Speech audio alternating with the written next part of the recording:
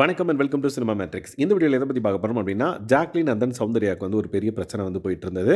அதில் சௌந்தர்யாக்காக சாச்சனா வந்து பேசுகிறாங்க. அதுக்கு முத்து அண்ட் தென் ஜாக்லின் வந்து ஒரு விளக்கம் கொடுக்குறாங்க.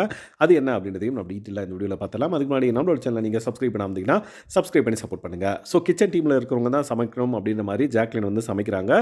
சௌந்தர்யா வந்து பார்த்திங்கன்னா நான் சமைக்கிறேன் அப்படின்ற மாதிரி வந்திருக்காங்க. பட் அவங்கள வந்து சமைக்க விடாமல் இவங்களே வந்து சமைச்சதுனால ஒரு பிரச்சனை. 2 பேரும் வந்து பார்த்திங்க அப்படின்னா சண்டை போட்டுக்கிறாங்க. அதை பற்றி ப்ரீவியஸ் வீடியோஸில் நம்ம போட்டிருக்கோம், பார்க்காதவங்க பார்த்து தெரிஞ்சுக்கோங்க. ஸோ இந்த பர்டிகுலர் விஷயம்லாம் நடக்கவே வெளியிருந்து வந்த கண்டஸ்டன்ஸ் இதை பார்த்து தான் இருக்காங்க. சாச்சனா வந்து பார்த்திங்க அப்படின்னா ஜாக்லின் வந்து சாப்பிட்டு முடிச்சதுக்கப்புறம் வந்த உடனே கேட்குறாங்க, இந்த மாதிரி அவங்க செய்ய விட்டுருக்கலாம்ல, அவங்களே சமைக்கிட்டோம் அப்படின்ற மாதிரி.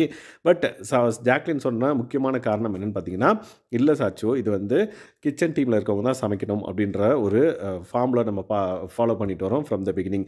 அண்ட் தென் கிச்சன் டீம் அல்லாத ஒருத்தர் உள்ளே வந்தாங்க அப்படின்னா ஒரு பிரச்சனைகள் வரும். அதை வந்து நம்ம ஆல்ரெடி பார்த்துருக்கோம். ஸோ அதெல்லாம் வந்து நடக்கக்கூடாது ஒன்று.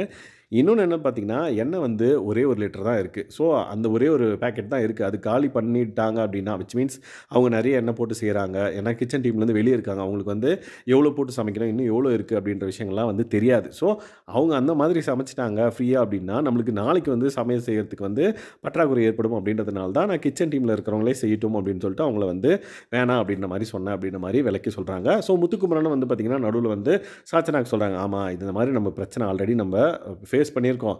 அந்த பிரச்சனைகள் வந்து நடக்கக்கூடாது அப்படின்றதுக்காக தான் வந்து நான் பண்ணுறேன் அப்படின்ற மாதிரி முத்துக்குமரன் வந்து சாச்சனா கிட்ட சொல்கிறாங்க. சாச்சனா வந்து பார்த்திங்கன்னா இப்போ பாருங்கள் அவங்க சாப்பிடல. யாருன்னா ரியா வந்து முட்டை போட்டுட்டு இருந்தாங்க. பாருங்கள் இப்போ அவங்க சாப்பிடல, நான் சாப்பிட்டேன்னு வச்சுக்கோங்களேன். அவங்க வந்து அவங்க போயிட்டது, அவங்க வந்து போய் சாப்பிட்ணும் அப்படின்னா வேறு யாராவது போடலாம்ல, அது நானாக கூட இருக்கலாம்ல, கிச்சன் டீம் அல்லாதவங்களும் இருக்கலாம்ல அப்படின்ற மாதிரி சொல்கிறாங்க. இல்லை, இந்த மாதிரி பிரச்சனைகள் வரக்கூடாது அப்படின்றதுக்காக தான் வந்து கிச்சன் டீம் தான் அதுக்கு ரெஸ்பான்சிபிள், அவங்க பண்ணால் தான் கரெக்டாக இருக்கும் அப்படின்ற மாதிரி தான் வந்து ஜாக்லின் பண்ணியிருக்காங்க அப்படின்ற மாதிரி சொல்கிறாங்க.